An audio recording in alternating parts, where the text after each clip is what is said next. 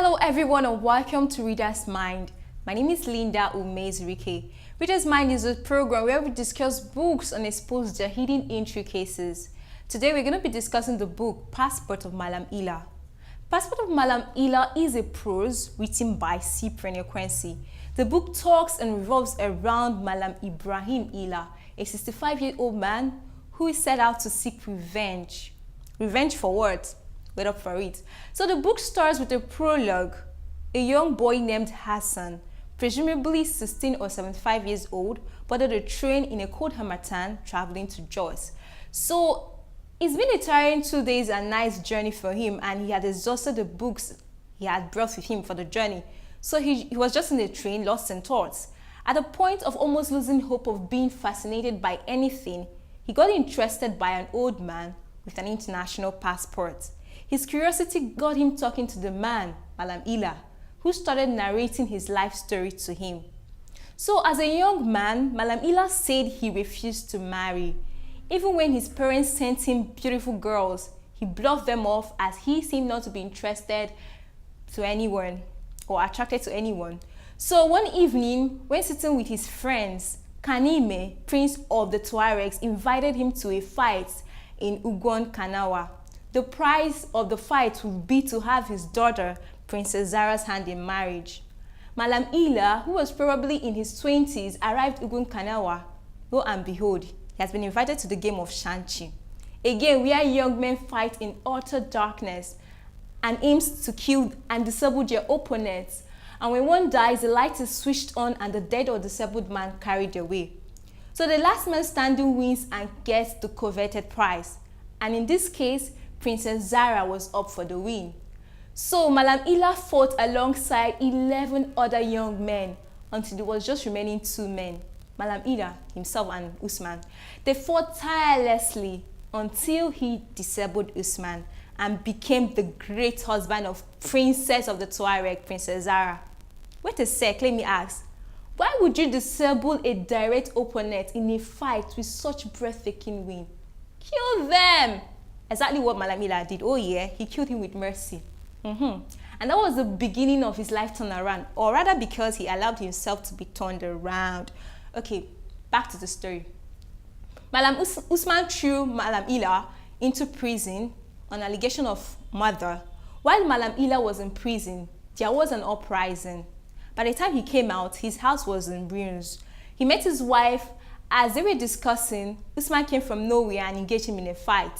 In the process, his wife Zara was killed. This made Mallam Ilia grow bitter. He joined the British army just to find a way to get to see Usman and avenge his wife's death. Usman, on the other hand, became the terror of the north, and in fact, anywhere he went. In Mecca, Mallam Ilia signed up under Mallam Gobir, a man well read in Quran and a scholar. So alas, the embittered Mallam Ilia sought the grace and peace of Allah. He didn't get the peace of mind he sought. Okay, hold on, let me tell you. He did not. Because even after promising Mallam Gobir at his sickbed that he would live according to the tenets of Prophet Allah, Prophet Muhammad rather, he still went furry at the sight of Usman.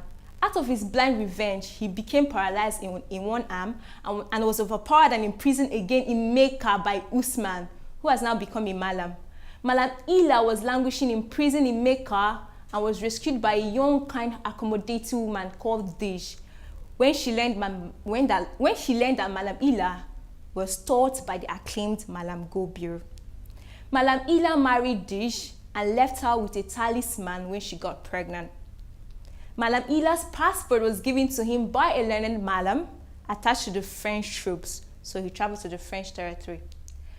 So after some time, he came back with his mind still fixed at revenge, so he joined the army. This time as an infantryman, of course, he couldn't fight. When Mallam Ilia finally decided to rest and forget about avenging Sarah and rather spend the remaining days of his life peacefully, he met Usman again. This time in a train where Usman was serving as a train steward. So they started fighting, and finally Usman died. That's all about the narration by Mallam Ilia. So in the epilogue, Hassan revealed that he is the son of Dish. That means he is Mallam Ilia's son. Now, at the time Mallam Ilia was narrating the story, he was gradually fading away, for he had poisoned himself. And besides, he's badly injured. So, he gave up the ghost. End of story. So, we're going to look into few things in this novel. First is the characterization. The protagonist, Mallam Ilia, to me, he is someone who has complexity issues. Okay? He has complexity issues in the sense that he wants to show his prowess everywhere he goes. Now, it's not just about seeking revenge for Sarah, yes. But look at the time of the Shanchi game, when the Prince of Tuareg invited him. This is someone who wasn't interested in women. All of a sudden, you want to show your power, you want to show yourself. Come on. And his ego is too much. There were several times he had opportunities to kill Usman. Had it been he was after revenge, but no, he wanted a more honorable, brave face-off. Another character that intrigued me is the character of Hassan, the writer of the story. He seemed to me as a very focused person who would not just allow anything distract him.